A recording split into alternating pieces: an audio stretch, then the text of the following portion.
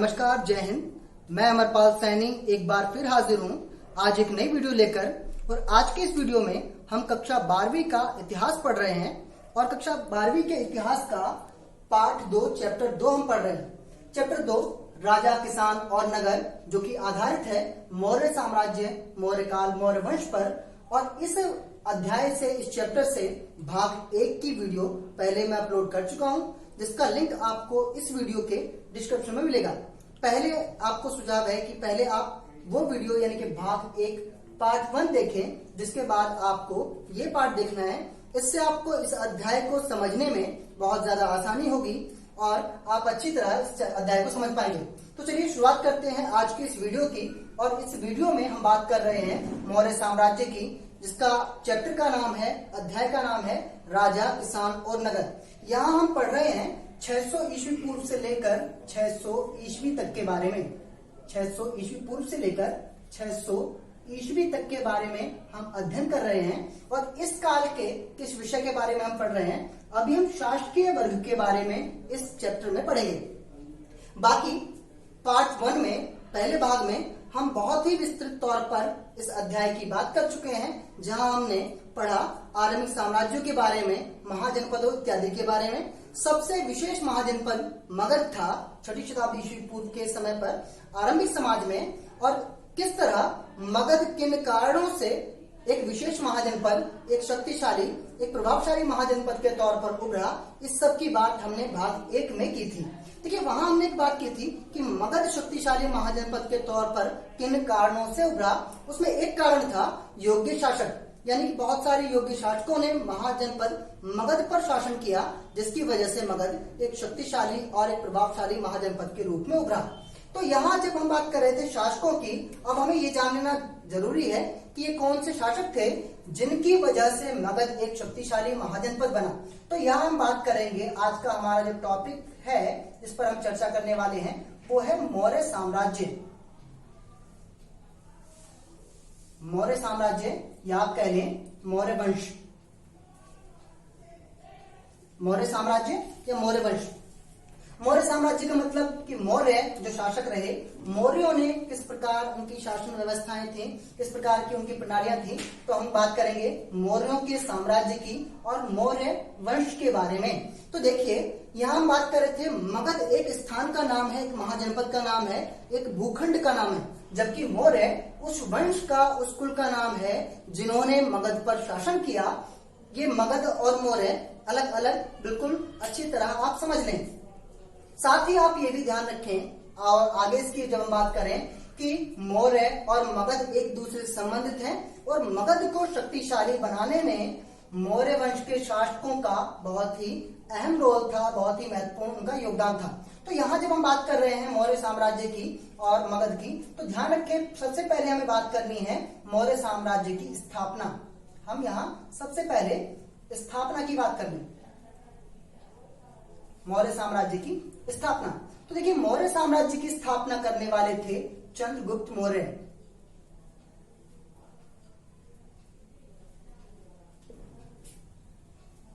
मौर्य साम्राज्य की स्थापना करने वाले थे चंद्रगुप्त मौर्य। और चंद्रगुप्त मौर्य ने लगभग 321 ईस्वी पूर्व में, चंद्रगुप्त मौर्य ने लगभग 321 ईस्वी पूर्व में मौर्य साम्राज्य की, मौर्य वंश की स्थापना की। तो यहां हम देख लें, एक तो 300, ये सबसे पहली बात, मौर्य साम्राज्य की स्थापना किसने की? चंद्रगुप्त मौर्य ने की। कब की? लगभग 321 ईस्वी पूर्व में चंद्रगुप्त मौर्य ने मौर्य वंश की स्थापना की। यहाँ आप एक और बात ध्यान रख लें कि मगध पर जब मौर्य वंश के शासकों ने अपना साम्राज्य स्थापित किया, चंद्रगुप्त मौर्य ने जब अपने अधीन किया मगध को, इससे पहले मगध पर शासन कौन कर रहा था, ये भी जान लेना हमें बहुत जरूरी है। तो यहाँ आप ध्यान रखें एक और चीज, नंद वंश के बारे में। नंद वंश के बारे में, और इस वंश के राजा थे घनानंद। नंद वंश के राजा घनानंद 321 ईस्वी पूर्व में नंद वंश के राजा घनानंद को हराकर चंद्रगुप्त मौर्य ने मौर्य वंश की स्थापना की, मगध को अपने अधीन किया। तो यहाँ स्थापना की जब हम बात कर रहे थे, मौर्य वंश की स्थापना किसने की और कब की? तो चलिए यहाँ बात करें मौर्य साम्राज्य की। इसके साथ ही हम ये बात कर लें कि जिस समय की हम बात कर रहे हैं 600 ईस्वी पूर्व के समय अंतराल की, 321 ईस्वी पूर्व तक आते आते मौर्य वंश और मौर्य साम्राज्य एक प्रभावी साम्राज्य के तौर पर उभरा और जिसने पूरे देश की जो व्यवस्थाएं थी, पूरे देश का जो नियंत्रण था, वो लगभग अपने हाथों में ले लिया। यहाँ हम अब जब मौर्य वंश की बात कर रहे हैं तो अगला हमारा टॉपिक और एक कह सकते हैं कि लॉन्ग पोर्शंस के जो क्वेश्चन है, जो बड़े दीर्घ जो प्रश्न है जहां से बनते हैं, वो एक टॉपिक है यहाँ मौर्य वंश की स्थापना, मौर्य साम्राज्य के बारे में। अब यहाँ बात करेंगे कि मौर्य साम्राज्य की जानकारी देने वाले स्रोत कौन से हैं। यहाँ हम बात कर लें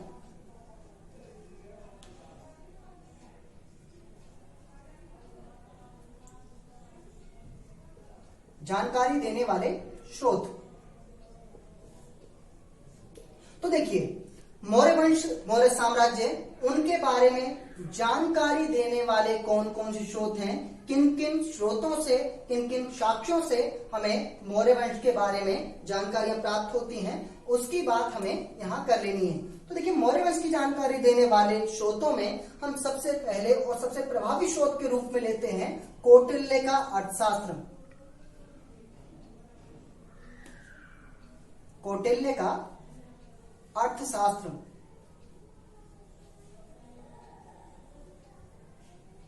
कौटिल्य का अर्थशास्त्र। कौटिल्य जो कि चंद्रगुप्त मौर्य के गुरु थे और वो चंद्रगुप्त मौर्य के दरबार में मंत्री के पद पर भी रहे। इन्होंने मौर्य वंश की, मौर्य साम्राज्य की स्थापना होने के बाद मौर्य साम्राज्य के लिए एक विस्तृत लेखा जोखा, साम्राज्य में कौन कौन सी आर्थिक गतिविधियां होंगी, कैसे कर निर्धारित किए जाएंगे, कैसे कर लिए जाएंगे, किस प्रकार की शासन तंत्र, किस प्रकार की शासन प्रणाली जो है अपनाई जाएगी मौर्य साम्राज्य में, इस सब का एक विस्तृत ब्यौरा लिखा कौटिल्य, जिन्हें हम चाणक्य के नाम से भी जानते हैं। चाणक्य यानी कौटिल्य ने एक पुस्तक लिखी जिसका नाम था अर्थशास्त्र, और यह अर्थशास्त्र, कौटिल्य का अर्थशास्त्र, मौर्य वंश के बारे में, मौर्य साम्राज्य के बारे में जानकारी देने वाला सबसे प्रमुख और सबसे महत्वपूर्ण साक्ष्य माना जाता है, सबसे महत्वपूर्ण स्रोत माना जाता है। कौटिल्य यानी चाणक्य द्वारा लिखित अर्थशास्त्र। दूसरा स्रोत जो कि मौर्य वंश की, मौर्य साम्राज्य की जानकारी देता है वो है मेगास्थनीज की इंडिका। मेगास्थनीज की इंडिका।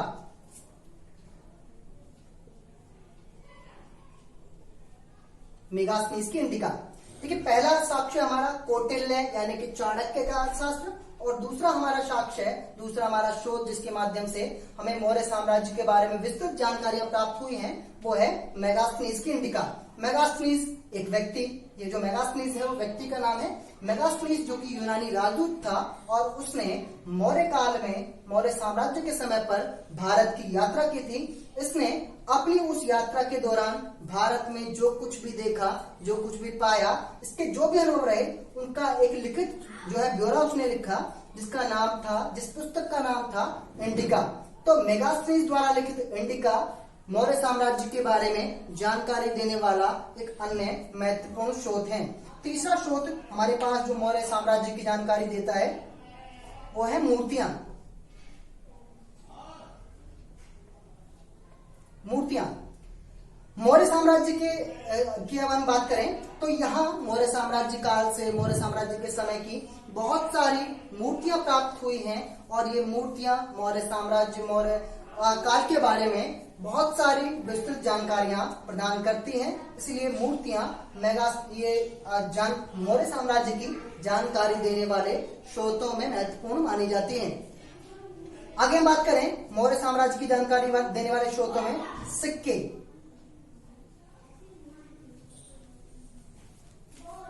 सिक्के तो यहां हम देख ले, एक बात हमने पहले भी की थी और यहां फिर से करें। मौर्य साम्राज्य के बारे में, मौर्य काल के बारे में जानकारी देने वाला एक अन्य स्रोत, वहां मतलब उस काल के पाए गए विभिन्न धातुओं और विभिन्न धातुओं के जो सिक्के हैं वो हमें मौर्य साम्राज्य के काल से, मौर्य साम्राज्य के समय से प्राप्त हुए। इसीलिए अच्छा, इन सिक्कों पर, जो सिक्के इस काल से प्राप्त होते हैं, इन सिक्कों पर अधिकांशतः राजा का चित्र छपा होता था और राजा का नाम लिखा होता था, जिनसे हमें मौर्य काल के बारे में शासकों सहित और बहुत सारी जो जानकारियां हैं वो प्राप्त होती हैं। इसीलिए मौर्य साम्राज्य की जानकारी देने वाला एक अन्य स्रोत वहां से उस काल से पाए जाने वाले सिक्के हैं। कौटिल्य का अर्थशास्त्र, मेगास्थनीज की इंडिका, सिक्के और इसके बाद हम बात करें बौद्ध धर्म, जैन धर्म,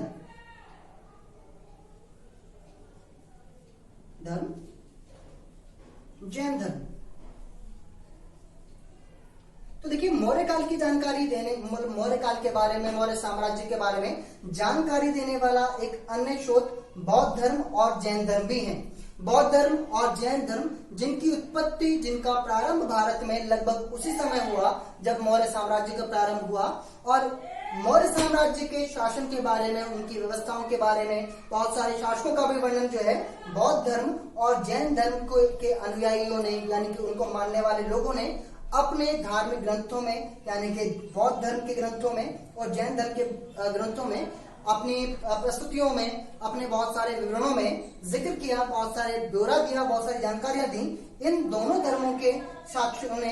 तो इसी तरह जैन धर्म और बौद्ध धर्म के बारे में प्राप्त जो साक्ष्य हैं उनमें भी हमें मौर्य साम्राज्य की जानकारियां प्राप्त होती हैं, इनके वर्णन मिलते हैं। आगे हम बात करें कि मौर्य साम्राज्य के बारे में जानकारी देने वाला जो स्रोत है, जो माध्यम है और सबसे ज्यादा महत्वपूर्ण है, वो है मौर्य काल से पाए जाने वाले अभिलेख, मौर्यकालीन अभिलेख। तो यहाँ एक बात बहुत जरूरी समझ लेना है, क्योंकि अभिलेख मौर्य काल से बहुत अधिक मात्रा में प्राप्त हुए हैं और अभिलेखों को थोड़ा बारीकी से समझ लेना बहुत जरूरी है। कई बार आपसे परीक्षाओं में अभिलेखों की परिभाषा भी पूछ ली जाती है। अभिलेख किसे कहते हैं, अभिलेखों से क्या अभिप्राय है, क्या आशय है, यानी कि अभिलेख है क्या, ये भी आपसे परीक्षाओं में पूछ लिया जाता है। तो अभिलेखों की परिभाषा के तौर पर हम जो बात करें तो धातुओं पर, पकी हुई मिट्टी पर या पत्थरों पर किसी भी अक्षर को, किसी भी अंक को उकेर कर लिखना, खोद कर लिखना अभिलेख कहा जाता है। किसी धातु, किसी पत्थर या पक्की मिट्टी पर किसी भी भाषा को, किसी भी लिपि को खोद कर लिखना, कुरेद कर लिखना अभिलेख कहलाता है। और अभिलेखों की बात करें, सबसे पहले हम बात कर ले अभिलेखों की, तो अभिलेखों में हमें शासकों द्वारा अपने अधिकारी वर्ग के लोगों, अपने समाज जो दरबारों के जो लोग हैं उनके लिए बहुत सारे आदेश, बहुत सारे उनके लिए उद्देश्य, या फिर ये कहें कि अधिकारियों की अपने साम्राज्य की, अपने काल की जानकारियां देने के लिए के जो विवरण हैं वो भी अभिलेखों पर लिखवाए गए। और सर्वाधिक अभिलेख जो प्राप्त होते हैं वो मौर्य वंश के सम्राट अशोक के काल से प्राप्त होते हैं। यहाँ हम बात कर रहे हैं कि देखिए, हाल ये जो हमारा पूरा मौर्य साम्राज्य रहा, मौर्य वंश रहा, इस वंश के शासकों के तौर पर हम यहाँ बात कर लें। हालांकि हमने ऊपर बात की, चंद्रगुप्त मौर्य ने मौर्य वंश की स्थापना की और चंद्रगुप्त मौर्य के बाद बिंदुसार और बिंदुसार के बाद बिंदुसार के पुत्र अशोक, चंद्रगुप्त मौर्य के पुत्र बिंदुसार और बिंदुसार के पुत्र अशोक की हम बात कर रहे हैं। तो यहाँ अशोक को मौर्य साम्राज्य, मौर्य वंश का सबसे अधिक प्रभावशाली, सबसे अधिक प्रसिद्ध शासक जो है के तौर पर वर्णित किया जाता है। जैन धर्म और बौद्ध धर्म के बहुत सारे ग्रंथों में भी सम्राट अशोक को बहुत ही अधिक प्रतापी, बहुत ही अधिक शक्तिशाली राजा के तौर पर बताया गया है। यहीं पर हम एक और बात कर लें कि सम्राट अशोक जो शासक अशोक थे, अशोक ने कलिंग युद्ध लड़ा। कलिंग जो कि आजकल कहाँ स्थित है, उड़ीसा में स्थित है। कलिंग युद्ध लड़ा, और कलिंग युद्ध कब हुआ, मैं यहीं पर बात कर रहा हूँ अशोक के बारे में, 261 लगभग 261 ईस्वी पूर्व में अशोक ने लड़ा कलिंग युद्ध। और जैसा कि कई बार वर्णन मिलता है कि अशोक का हृदय परिवर्तन, अशोक की बात कर लें कि उसके व्यवहार में जो परिवर्तन आया सम्राट अशोक के, वो 261 ईस्वी पूर्व के कलिंग युद्ध के बाद ही आया। कलिंग युद्ध में जो कलिंग के जो शासक थे उनके मारे जाने के बाद हालांकि अशोक की सेना युद्ध जीत गई थी, लेकिन जो दुर्दशा हुई, जो जाने गई, जो नरसंहार हुआ, उन्हें देखकर कलिंग युद्ध जो 261 ईस्वी पूर्व में हुआ, उस कलिंग युद्ध के बाद सम्राट अशोक का हृदय परिवर्तन हुआ और अशोक ने जो है अपने साम्राज्य को अत्यधिक प्रभावशाली, अत्यधिक प्रासंगिक और व्यवहार कुशल बनाने के पूरे प्रयास किए। तो यहाँ हम बात कर रहे हैं अभी मौर्य साम्राज्य यानी मौर्य वंश के बारे में। स्थापना किसने की, कब की, ये हमने बात की, और साथ ही इस मौर्य साम्राज्य, मौर्य वंश के बारे में जानकारी देने वाले कौन कौन से स्रोत, कौन कौन से माध्यम महत्वपूर्ण हैं, बहुत ज्यादा विशेष हैं, उनकी बात हमने यहाँ विस्तृत तौर पर कर ली। आगे हम बात करने वाले हैं इस चैप्टर में मौर्य साम्राज्य की हम बात कर रहे हैं, और अब हमें जो बात करनी है वो है मगध के बारे में। और मौर्य साम्राज्य हमारा मूल केंद्र बिंदु है इस चैप्टर का।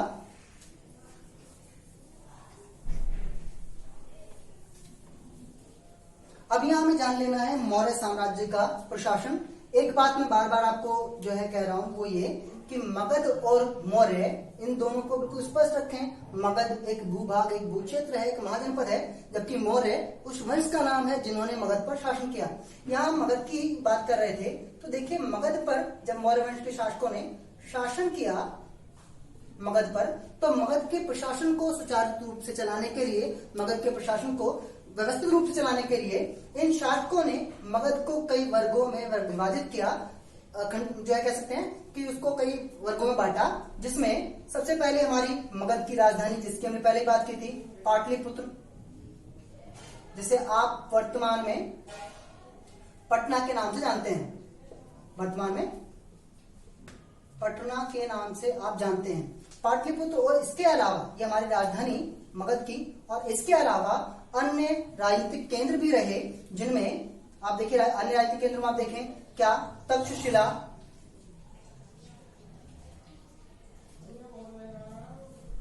तोसली,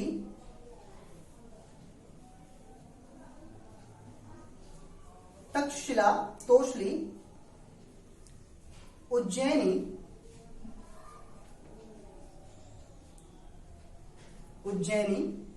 और स्वर्णगिरी।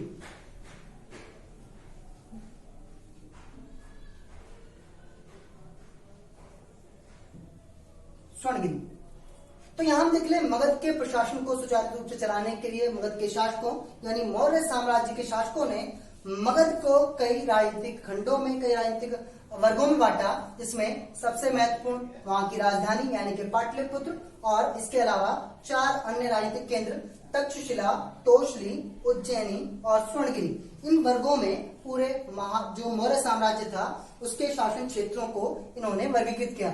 इसके बाद हम बात जब कर रहे हैं मौर्य साम्राज्य के प्रशासन की, तो मौर्य साम्राज्य के प्रशासनिक विशेषताओं के बारे में कई बार दीर्घ प्रश्न आते हैं, कई बार लॉन्ग क्वेश्चंस वाले आंसर आते हैं, और वो हमें समझ लेना बहुत ही ज्यादा जरूरी है। अभी हम बात कर रहे हैं मौर्य साम्राज्य के प्रशासन की विशेषताएं।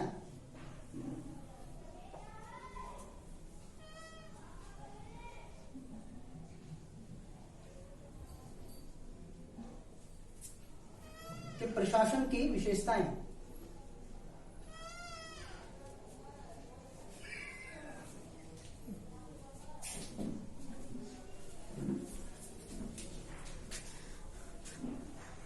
मौर्य साम्राज्य के प्रशासन की विशेषताएं, तो देखिए एक बात, जिस समय की हम बात कर रहे हैं यानी कि 600 ईस्वी पूर्व से पहले का काल या उस समय का काल जब मौर्य साम्राज्य की शुरुआत हुई, इसका प्रारंभ हुआ, उस समय तक अधिकांश महाजनपदों पर, अधिकांश भूभागों पर शासन करने वाले जो लोग थे वो राजा हुआ करते थे।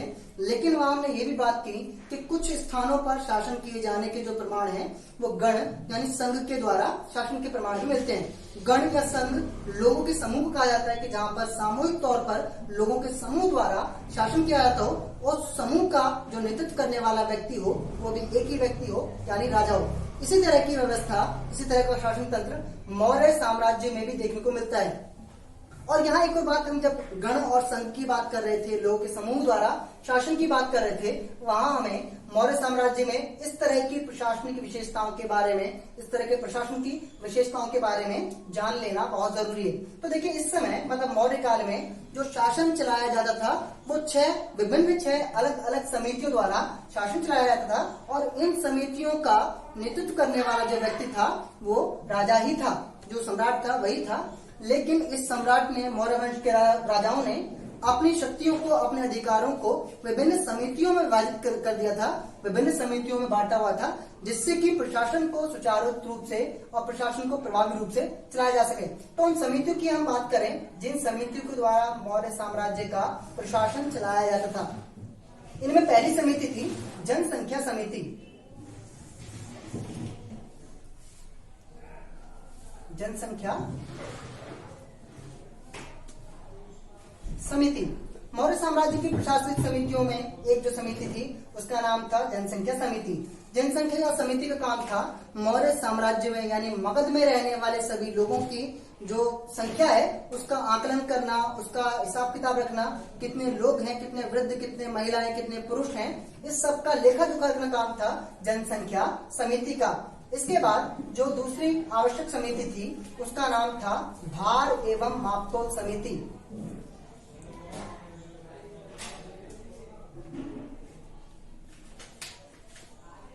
भार एवं मापतोल समिति। देखिए, भार एवं मापतोल समिति का काम मौर्य साम्राज्य में यह था कि मौर्य साम्राज्य यानी मगध में अपनाई जाने वाली सभी तरह की मापन प्रणालियों का, मापन तंत्रों का सही प्रकार इस्तेमाल हो रहा है या नहीं हो रहा, उनका सही प्रकार जो मापन किया जा रहा है या नहीं किया जा रहा, इस बात का ध्यान रखना जो काम था वो था भार एवं मापतोल समिति का। तीसरी जो समिति थी वो थी वस्तु गुणवत्ता समिति।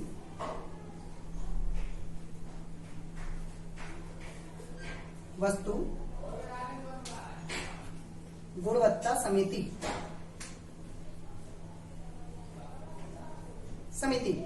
वस्तु गुणवत्ता समिति का काम था कि मौर्य साम्राज्य में उत्पादित होने वाली सभी तरह की वस्तुओं की गुणवत्ता की जांच करना, गुणवत्ता की सुनिश्चित करना कि सभी जो वस्तुएं उत्पादित हों उनकी गुणवत्ता, उनकी क्वालिटी बहुत ज्यादा अच्छी हो, ये काम था गुणवत्ता समिति का। इसके बाद अगली जो समिति थी जिसके द्वारा प्रशासन में महत्वपूर्ण भूमिका निभाई जाती थी वो थी कर समिति।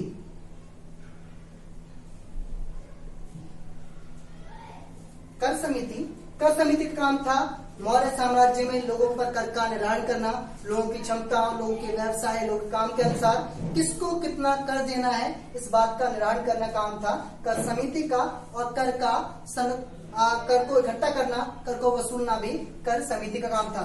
जनसंख्या समिति, भार एवं मापतोल समिति, वस्तु गुणवत्ता समिति, कर समिति।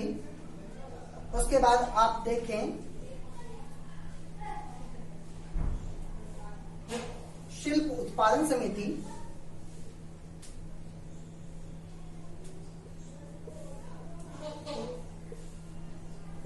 शिल्प उत्पादन समिति जिसका, अच्छा एक बात आप ध्यान रखें, मौर्य काल में सिक्के बनाना, मूर्तियों का निर्माण, अभिलेखों का निर्माण बहुत ही बड़े पैमाने पर, बहुत ही बड़े स्तर पर होता था। यानी कि शिल्प उत्पादन में सभी काम आते हैं, मूर्तियां बनाना, मूर्तियां बनाना, सिक्के बनाना, या फिर आप बात करें कि अभिलेखों का निर्माण करना, ये सभी काम शिल्प उत्पादन में आते हैं। और शिल्प उत्पादन की व्यवस्थाएं, शिल्प उत्पादन का काम करने वाले लोगों की जो जरूरतें हैं वो पूरी होती रहे, इसीलिए मौर्य साम्राज्य के प्रशासन का एक अंग शिल्प उत्पादन समिति भी थी। और एक अंतिम और सबसे महत्वपूर्ण समिति थी, इसका नाम था वैदेशिक समिति।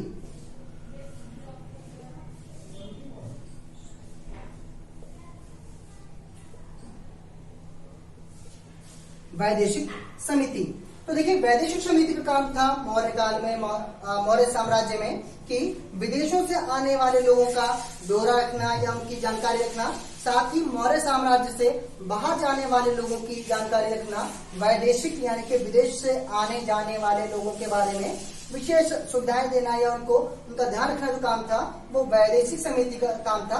और इन सभी समितियों के द्वारा मौर्य साम्राज्य के शासक अपने प्रशासन को, अपने प्रशासन तंत्र को सुचारू रूप से, व्यवस्थित रूप से चलाया करते थे। ये है मौर्य साम्राज्य के प्रशासन की विशेषता है। तो यहाँ हमने इस टॉपिक में बात की कि मौर्य साम्राज्य के प्रशासन की क्या विशेषताएं थी। इन समितियों के माध्यम से आप इसकी व्याख्या, इसका वर्णन कर सकते हैं। अब हमें अगला जो टॉपिक समझना है, जहाँ से जो है द्वितीय प्रश्न बनते हैं, बड़े प्रश्न बनते हैं, उसकी हम यहाँ बात कर लेंगे। तो देखिए, यहाँ हमने बात की अभी तक मौर्य साम्राज्य के प्रशासन की विशेषताएं, और अब जो हम बात करने वाले हैं वो है मौर्य साम्राज्य की सैन्य प्रशासन की विशेषताएं। सैन्य प्रशासन की विशेषताएं।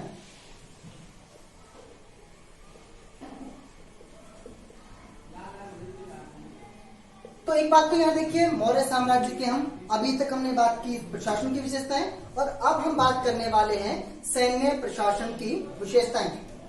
तो देखिए, यहाँ एक बात आपको एक और बात समझ लेनी है कि जिस समय की हम बात कर रहे हैं उस समय प्रशासन, उस समय शासन इस बात पर निर्धारित था, इस बात पर आधारित था कि किसी भी साम्राज्य के शासकों की सैन्य क्षमताएं, उनकी सैन्य ताकतें कितनी अधिक हैं। तो यहाँ एक बार कई बार परीक्षाओं में प्रश्न पूछ लिए जाते हैं कि किसी भी साम्राज्य के लिए सेनाएं रखना क्यों आवश्यक था, क्यों जरूरी था। तो देखिए, मैं बड़े संक्षिप्त में ये बात बता के चलूं कि मौर्यकालीन समाज में, मौर्यकालीन शासकों में सेनाएं रखना क्यों जरूरी था। तो पहला कारण देखिए, आत्मरक्षा। आत्मरक्षा, जाहिर सी बात है कि किसी भी साम्राज्य के लिए अपनी आत्मरक्षा, सेल्फ डिफेंस के लिए अपने साम्राज्य को आक्रमणकारियों, जो हमलावर हैं, उनसे बचाने के लिए सेना की जरूरत पड़ती थी। पहली है आत्मरक्षा। दूसरा, प्रशासन के लिए जाहिर सी बात है किसी भी साम्राज्य के राजा को, किसी भी साम्राज्य के जो अधिकारी हैं, उन्हें अपनी प्रजा पर नियंत्रण रखने के लिए, अपने प्रशासन को चलाने के लिए सेना की आवश्यकता होती थी। आत्मरक्षा के लिए, प्रशासन को चलाने के लिए, और तीसरा साम्राज्य का विस्तार करने के लिए। जाहिर सी बात है कि जिस समय की हम बात कर रहे हैं उस समय किसी भी साम्राज्य को अपने साम्राज्य का विस्तार करने के लिए ताकतवर और बड़ी सेनाओं की आवश्यकता होती थी। तो यहाँ कई बार परीक्षा में प्रश्न ऐसा पूछ लिया जाता है कि आरंभिक समाज में शासकों के लिए या फिर राजवंशों के लिए या फिर किसी भी कुल के लिए बड़ी और ताकतवर सेनाएं रखना क्यों आवश्यक था। अपनी आत्मरक्षा, कोई भी जो अन्य साम्राज्य है वो आप पर आक्रमण ना करे, इससे अपनी आत्मरक्षा करने के लिए, अपने प्रशासन को सुचारू रूप से चलाने के लिए।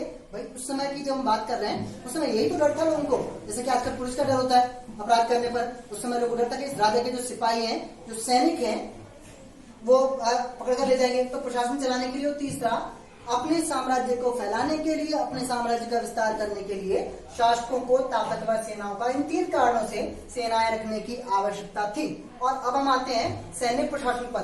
देखिए, मौर्यकालीन जो सैन्य प्रशासन था उसकी व्याख्या करते हुए मेगास्थनीज, जिसकी हमने पहले बात की, मेगास्थनीज ने विवरण दिए और उसने कहा कि मौर्य साम्राज्य की सेना का संचालन एक समिति द्वारा किया जाता था, जिसकी 6 उप समितियां थी। एक समिति, और उस समिति की 6 उप समितियां थी, और वह 6 उप समितियां कौन थी, हम उसकी यहाँ बात कर लेते हैं। तो देखिए, सबसे पहले इस समिति में थी पैदल सैनिक समिति। पैदल सैनिक समिति,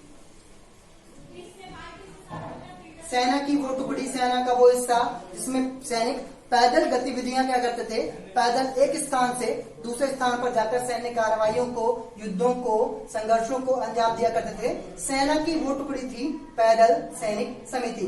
दूसरी समिति का नाम था परिवहन समिति। परिवहन समिति। तो परिवहन समिति का काम क्या था? परिवहन समिति का काम था सेना के साज सज्जा के सामान को, उनके खान पीन के सामान को, हथियारों को एक स्थान से दूसरे स्थान पर पहुंचाना, उनका परिवहन करना काम था। सेना की उप समिति परिवहन समिति का काम यह था, पहले हो गई पैदल सैनिक समिति जिसमें सैनिकों की वो टुकड़ी, सैनिकों का वो हिस्सा कि जो पैदल गतिविधियां करता था।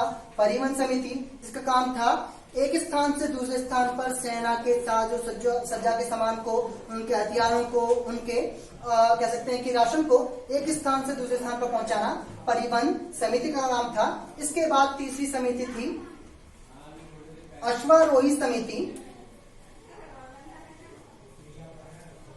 अश्वारोही, अश्व यानी घोड़ा और आरोह मतलब चढ़कर चलना, आरोह मतलब चढ़ना या बढ़ते क्रम में। तो अश्वारोही का मतलब होता है घोड़े पर चढ़कर चलने वाला। यहाँ जो है अश्वारोही समिति का मतलब ये था सेना की वो टुकड़ी, सेना का वो हिस्सा कि जिसमें अश्वों की सेना हुआ करती थी, अश्वों के माध्यम से गतिविधियां हुआ करती थी, ये थी अश्वारोही समिति। एक थी आपके पास गजारोही। गजारोही गज यानी हाथी और आरोही का मतलब चढ़कर चलना।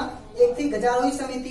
गजारोही समिति का मतलब हाथियों पर चढ़कर चलने वाली सेना, सेना का वो हिस्सा, सेना की वो टुकड़ी जिसमें हाथी हुआ करते थे, वो थी गजारोही समिति। पहली आपकी अश्वारोही समिति, दूसरी गजारोही समिति, और उसके बाद हम बात करें पांचवी हमारी जो समिति थी वो थी रथारोही समिति। रथारोही समिति, रथारोही का मतलब कि रथों पर चढ़ के चलने वाली सेना की टुकड़ी, जिस सेना की टुकड़ी में रथ हुआ करते थे उसे हमने कहा रथारोही समिति। और छठी व सबसे अंतिम नौसेना समिति। नौसेना यानी जल मार्गों से, नौकाओं से परिगमन करने वाले, जल मार्गों से एक स्थान से दूसरे स्थान पर जाने वाली समिति को हम नौसेना समिति के नाम से वर्णित करते हैं, इसे परिभाषित करते हैं। इस तरह मौर्य साम्राज्य के सैन्य प्रशासन के बारे में जो विवरण दिया मेगास्थनीज ने, उसने कहा कि एक समिति पूरी सेना का संचालन करती थी, जिसमें 6 उप समितियां थी, और इन 6 उप समितियों को उनकी आवश्यकता के अनुसार, उनकी क्षमता के अनुसार, जहां जितने सैन्य बल की आवश्यकता है, संयुक्त तौर पर इन सैन्य उप समितियों को काम में लिया था, इनकी आवश्यकता होती थी। तो यहाँ आज की इस वीडियो में, इस भाग में हमने जो बात की है मौर्य साम्राज्य से शुरू करके मौर्य साम्राज्य की स्थापना कब हुई, मौर्य साम्राज्य की जो है जानकारी देने वाले स्रोत कौन से हैं, उनके सैन्य प्रशासन की विशेषताओं की हम बात कर रहे थे। इससे पहले हमने बात कर ली मौर्य साम्राज्य के प्रशासन की विशेषताएं, और साथ में आज के इस भाग में इतना ही। आगे की जो बची हुई चीजें हैं वो हम अगले भाग में करेंगे। आशा करता हूं कि आपको ये वीडियो बहुत पसंद आ रही है। साथ में सुझाव भी हमेशा की तरह आपके लिए यही है कि वीडियो देखने के साथ साथ आप खुद के अपने नोट्स जरूर बनाएं, और इसके साथ साथ ही अगर आपको वीडियो पसंद आती है तो उसे लाइक करें। अगर आपने अभी तक चैनल सब्सक्राइब नहीं किया है तो चैनल सब्सक्राइब करें, और साथ ही साथ अपने साथियों के साथ भी इस वीडियो को, इस चैनल को शेयर करें, जिससे कि इस तरह की जानकारियां, इस तरह की चीजें आपके दोस्तों को मिलती रहें। मिलते हैं अगले भाग में। जय हिंद, नमस्कार।